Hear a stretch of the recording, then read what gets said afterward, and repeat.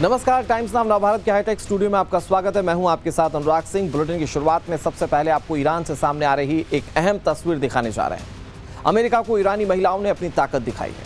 Tehran की सड़कों पर ईरानी महिलाएं उतरी, हथियारों के साथ महिलाओं और लड़कियों ने प्रदर्शन किया है। ईरान के समर्थन में अमेरिका को चेतावनी दी गई है।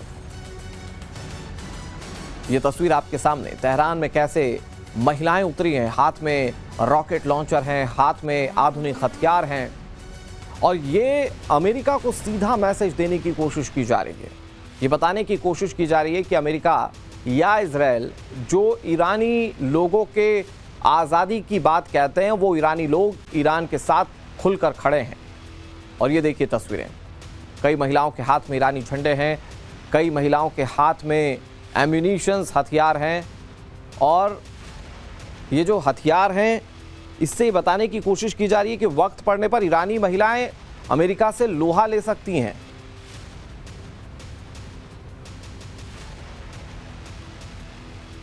तो ये तस्वीर आप जो टीवी स्क्रीन पर देख रहे हैं, ये ईरानी महिलाओं की तस्वीर है जो कि तेहरान की सड़कों पर उतरी। ये वो तेहरान है जो कि इजराइल और अमेरिका के निशाने पर लगातार रहा। यहां पर काफी ज्यादा इंफ्रास्ट्रक्चर को नुकसान पहुंचाया गया, लेकिन सीज फायर के बाद ये बहुत बड़ा मैसेज देने की कोशिश की गई है ईरानी लोगों की ओर से। ये तस्वीरें इसलिए खास हो जाती हैं क्योंकि लगातार अमेरिका और इजराइल ये कहते रहे हैं कि जो ईरान की जनता है उनकी आज़ादी के लिए, उनके ऊपर जो रूढ़िवादी सरकार चल रही है उसे हटाने के लिए ये हमले किए गए हैं। लेकिन ईरान की जनता ने एक बहुत क्लियर मैसेज दिया है कि वो ईरान की सरकार के साथ खड़े हैं, इस जंग में अमेरिका के खिलाफ हैं और ज़रूरत पड़ने पर अमेरिका के खिलाफ हथियार भी चला सकते हैं। ये महिलाएं इस तरह का मैसेज दे रही हैं। पश्चिम एशिया में चल रही जंग एक अलग मुकाम पर पहुंचती जा रही है। एक तरफ डोनाल्ड ट्रंप का बड़बोलापन है, दूसरी तरफ ईरान की ताकत और जिद है। ट्रंप अपनी हर नाकाम रणनीति को लेकर बेबस दिखाई दे रहे हैं, दूसरी तरफ वो दुनिया के सामने सुपर पावर वाले गुमान को छोड़ना नहीं चाहते। ऐसे में ट्रंप की कोशिश है कि अगले दौर की इस्लामाबाद में होने वाली बातचीत से पहले ईरान को सरेंडर के लिए मजबूर कर दे। ईरान अपनी ताकत के बूते ट्रंप की धमकियों का सीधा जवाब अपनी रणनीति से दे रहा है। इस्लामाबाद में शांति समझौते की पहली मीटिंग के दौरान ईरान ने साफ कर दिया है कि लेबनान में सीज फायर के बिना ना तो हॉर्मुज खुलेगा और ना शांति की कोई बात हो। लिहाजा अगले ही दिन ट्रंप झुके और 2 दिन में लेबनान में सीज फायर की घोषणा करा दी। इसके बाद ईरान ने भी हॉर्मुज को खोल दिया है, लेकिन ट्रंप ने इस दौरान ईरान की नाकेबंदी कर दी है। यूरेनियम सरेंडर करने के लिए भी कह दिया है। ईरान साफ कह रहा है कि किसी भी कीमत पर यूरेनियम नहीं दिया जाएगा। ऐसे में अमेरिका ने ईरान से नाकेबंदी नहीं हटाई तो ईरान ने हॉर्मुज को वापस बंद कर दिया। लिहाजा एक बार फिर से लड़ाई हॉर्मुज स्ट्रेट के खुलने पर आ गई है। आज हाईटेक स्टूडियो से समझेंगे कि इस महाजंग का वो अगला चैप्टर क्या है जिसमें तय होगा कि सरेंडर कौन करेगा। बड़ी खबर आपको बता दें, इस्लामाबाद में शांति समझौते के लिए तैयारियां तेज हो गई हैं। शुक्रवार तक बुकिंग नहीं लेंगे सेरेना मैरियट होटल। मेहमानों को निकाला जा रहा है। शुक्रवार से पहले अमेरिका ईरान की बैठक संभव है। इस्लामाबाद रेड जोन तक जाने वाली सड़क बंद कर दी गई है। नूर खान एयरबेस पर 2 अमेरिकी प्लेन्स पहुंचे भी हैं। चूंकि बड़े डेलीगेट्स इसमें शामिल होंगे अमेरिका की ओर से और ईरान की ओर से, और इसमें कोई सुरक्षा चूक ना रह जाए इसके लिए होटल्स को खाली करवा दिया गया है। बुकिंग्स कैंसिल कर दी गई है। जिस होटल में ये मीटिंग होनी है उसे पूरी तरह से सैनिटाइज किया जा रहा है सिक्योरिटी के टर्म्स में।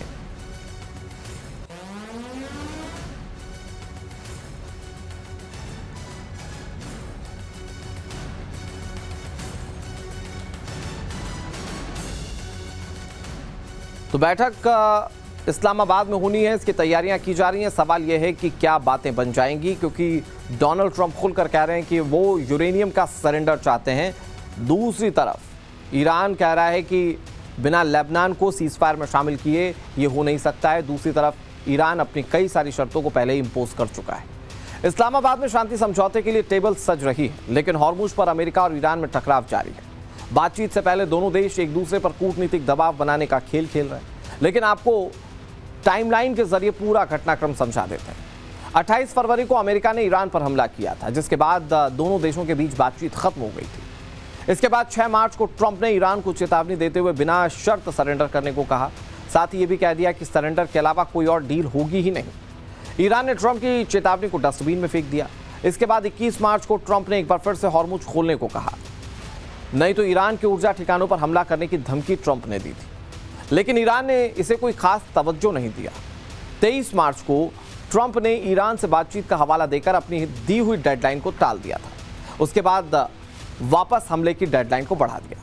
7 अप्रैल वो तारीख थी जब पूरी दुनिया की सांसें थमी हुई थी, क्योंकि ट्रंप ने अल्टीमेटम खत्म होने से पहले ईरान की पूरी सभ्यता को खत्म करने का धमकी भरा पोस्ट किया था, लेकिन ईरान इसका भी मजाक बना रहा था। 8 अप्रैल को अमेरिका ने 2 हफ्ते का सीजफायर घोषित किया, जिससे पीछे बातचीत को सही दिशा में बताया गया और पाकिस्तान को इसका क्रेडिट दिया गया। 11 अप्रैल को इस्लामाबाद में ईरान और अमेरिका के बीच पहली मीटिंग हुई, जिसमें 21 घंटे से जो बातचीत चली उसमें कोई समझौता नहीं हो पाया, यानी कि मीटिंग नाकाम हो गई। इस्लामाबाद में शांति समझौता नाकाम होने के बाद 12 अप्रैल को अमेरिका ने ईरानी पोर्ट पर नाकेबंदी शुरू कर दी।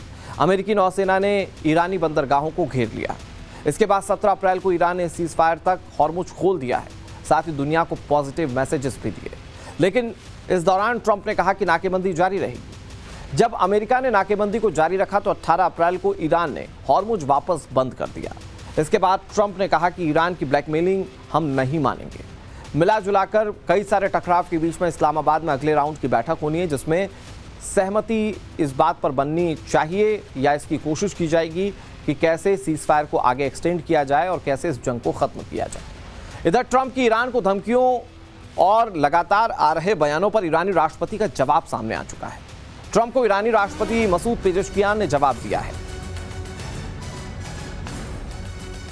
परमाणु हथियार ईरान का अधिकार है, ये मसूद पेजेश्कियान कह रहे हैं। ईरान को अधिकारों से वंचित करने का ट्रंप को हक नहीं है। वो पूछ रहे हैं ट्रंप कौन होते हैं जो किसी देश से उसका अधिकार छीन लें। ईरानी राष्ट्रपति का ये जवाब ट्रंप को ऐसे वक्त में सामने आया जब एक तरफ ट्रंप लगातार ईरान से यूरेनियम सरेंडर की मांग कर रहे हैं और वो कह रहे हैं कि अगर सरेंडर आप नहीं करेंगे, अगर आप अपना यूरेनियम नहीं देंगे तो हमले पहले से ज़्यादा तेज़ होंगे। दूसरी तरफ ईरान ने साफ कर दिया है कि यूरेनियम किसी भी कीमत पर देश से बाहर नहीं जाएगा। इसके बाद ईरान ने स्ट्रेट ऑफ हॉर्मुज को 24 घंटे के बाद वापस बंद भी कर दिया है। ईरान ने इसके पीछे अमेरिका की नाकेबंदी को वजह बताया है। अब आपको ये बताते हैं कि आखिर 24 घंटे में ईरान ने वापस हॉर्मुज को क्यों बंद कर दिया। ऐसा क्या हुआ कि ईरान को अपने फैसले को वापस बदलना पड़ा। 17 अप्रैल को ईरान ने स्ट्रेट ऑफ हॉर्मुज को दुनिया भर के लिए खोल दिया था। 28 फरवरी के बाद यानी कि जंग के 49 दिन बाद हॉर्मुज को ईरान की तरफ से खोला गया, लेकिन 24 घंटे के बाद ही ईरान ने हॉर्मुज को वापस बंद करने का ऐलान कर दिया था। ईरान की ओर से इसके पीछे की वजह अमेरिका पर नाकेबंदी खत्म नहीं करना बताया गया। IRGC कह रहा है कि ईरानी पोर्ट की नाकेबंदी अमेरिका ने खत्म नहीं की है, लिहाजा हॉर्मुज को फिर से बंद कर दिया गया है। अमेरिका की ओर से साफ कर दिया गया है कि स्थायी शांति समझौता नहीं होने तक नाकेबंदी जारी रहेगी। इसके बाद ईरान के सुप्रीम लीडर काउंसिल SNSC ने अमेरिकी नाकेबंदी को सीजफायर का उल्लंघन बताया। हॉर्मुज बंद होने के बाद शनिवार को हॉर्मुज से गुजरे जहाज़ों पर गोलीबारी की घटनाएं भी देखने को मिली थी। हॉर्मुज पर जहाज़ों के ऊपर हुए हमले के बाद IRGC ने इसे पुरानी स्थिति में बताया है। ईरान की ओर से साफ कर दिया गया है कि किसी भी व्यापारिक जहाज़ को हॉर्मुज से गुजरने की मंजूरी नहीं दी गई है। तो सवाल यही है कि इस्लामाबाद में जब बैठक होगी तो वहाँ पर कैसे डीलिंग होगी, जब दोनों देशों के अपने अपने पॉइंट्स हैं जिस पर वो अड़े हुए हैं। ईरानी आर्मी की ओर से ट्रंप को लेकर सख्त संदेश जारी किया गया है। इससे जुड़ी बड़ी खबर क्या है, हॉर्मुज को लेकर IRGC नेवी ने एक बड़ा और कड़ा संदेश दिया। ऑडियो मैसेज के जरिए यह संदेश दिया गया। वो कह रहे हैं हॉर्मुज बंद है, हमारे सुप्रीम लीडर के आदेश से ही खुलेगा। ट्रंप को मूर्ख बताते हुए कहा कि उनको कि आपके ट्वीट से ये नहीं खुलेगा। अब आपको बताते हैं कि आखिर हॉर्मुज पर ईरान ने अचानक स्टैंड क्यों बदल लिया। पहले इसे खोला गया, लेकिन फिर इसके बाद ऐसे क्या हालात बन गए कि ईरान ने अपने कदम पीछे खींच लिया। मैं आपको समझाता हूँ। हॉर्मुज नहीं खोलने को लेकर शांति समझौता अटका हुआ था। इस्लामाबाद समझौता हॉर्मुज की बात पर ही नाकाम हुआ। ईरान ने हॉर्मुज खोलने को लेकर शर्त रखी थी कि लेबनान में सीजफायर हो जाए। ईरान की शर्त के मुताबिक लेबनान में सीजफायर की शर्त पर ही हॉर्मुज खोला जाएगा। 16 अप्रैल को इजराइल लेबनान के बीच समझौता हुआ। 17 अप्रैल को लेबनान में सीजफायर लागू हुआ था। 17 अप्रैल को ईरान ने हॉर्मुज को खोल दिया था। ईरानी पोर्ट पर अमेरिकी नाकेबंदी से मामला बिगड़ गया। 24 घंटे में ईरान ने हॉर्मुज को वापस से बंद कर दिया है, यानी कि वहां से कोई जहाज नहीं गुजरेंगे। अमेरिकी नाकेबंदी से ईरान को काफ़ी ज़्यादा आर्थिक नुकसान हो रहा था और उसके चलते ईरान ने यह फैसला किया कि यथास्थिति रहेगी जंग के बाद वाली हॉर्मुज स्ट्रेट पर। एक तरफ ट्रंप की धमकियां हैं तो दूसरी तरफ ईरान की अमेरिकियों को साफ साफ रणनीतिक जवाब है। मतलब जुबानी तौर पर धमकी अगर कोई दे रहा है तो वो ट्रंप दे रहे हैं, मतलब अमेरिका दे रहा है, लेकिन रणनीतिक रूप से कोई जवाब दे रहा है तो वो ईरान है। ईरान की संसद के अध्यक्ष मोहम्मद गालिबाफ का बयान सामने आया, खून देने और खून पीने के लिए हम तैयार हैं। परमाणु मुद्दों पर मतभेद बरकरार हैं, स्ट्रेट ऑफ हॉर्मुज पर भी बात नहीं बन रही है, गालिबाफ कह रहे हैं। दरअसल इस जंग में हॉर्मुज एक शतरंज की बिसात की तरह बन चुका है और अमेरिका ईरान दोनों ही मिलकर इस बिसात पर अपने रणनीतिक दांव खेल रहे हैं। दोनों की रणनीतिक मायने क्या है मैं आपको समझाता हूं। पहले अमेरिका की रणनीति को समझिए। अमेरिका ने ईरान के सभी सीपोर्ट को घेर लिया है। दक्षिण सीपोर्ट की नौसैनिक नाकेबंदी कर दी गई। ईरान को हर दिन अरबों का नुकसान होने लगा है। करीब 3300 करोड़ रुपए का हर दिन नुकसान हो रहा है। नाकेबंदी से ईरानी क्रूड ऑयल निर्यात नहीं हो पा रहा है। 26 अप्रैल तक नाकेबंदी रही तो ईरान को काफ़ी नुकसान होगा। ऑयल ओवरफ्लो से ईरानी तेल कुओं को भी नुकसान होगा। अब ईरान की रणनीतिक साझेदारी, मतलब रणनीतिक रूप से क्या अमेरिका को घेरने की तैयारी, वो मैं आपको बताता हूँ। दुनिया का 20% तेल LNG हॉर्मुज से गुजरता है। रास्ता बंद करके तेल $100 के पार पहुंच चुका है प्रति बैरल। वैश्विक शेयर बाजार में गिरावट है, महंगाई बढ़ गई है। हॉर्मुज बंद होने से दूसरे खाड़ी देशों का तेल रुक गया। हॉर्मुज बंदी से अमेरिका पर भी आर्थिक दबाव बढ़ गया है और इसके चलते ये दोनों रणनीतियों के साथ एक दूसरे पर हमले कर रहे हैं। और एक तरफ हॉर्मुज बंद है तो दूसरी तरफ हूती विद्रोहियों ने अमेरिका और यूरोप को धमकी दे दी है। इससे जुड़ी बड़ी खबर आपको बताते हैं। यमन में हूती विद्रोहियों का बयान सामने आया। उप विदेश मंत्री ने बयान दिया है। बाब अल मंडेब को लेकर यह बयान दिया गया। बॉब अल मंडेब बंद किया तो जिन भी नहीं खोल पाएंगे, ये यमन के उप विदेश मंत्री कह रहे हैं। अल एजी ने कहा है कि अगर उन्होंने बॉब अल मंडेब को बंद कर दिया तो उसे इंसान तो छोड़ दीजिए, जिन तक नहीं खोल पाएंगे। इसीलिए ट्रंप प्रशासन के लिए जरूरी है कि वो इस इलाके में अपने सारे एक्शंस को रोक दें।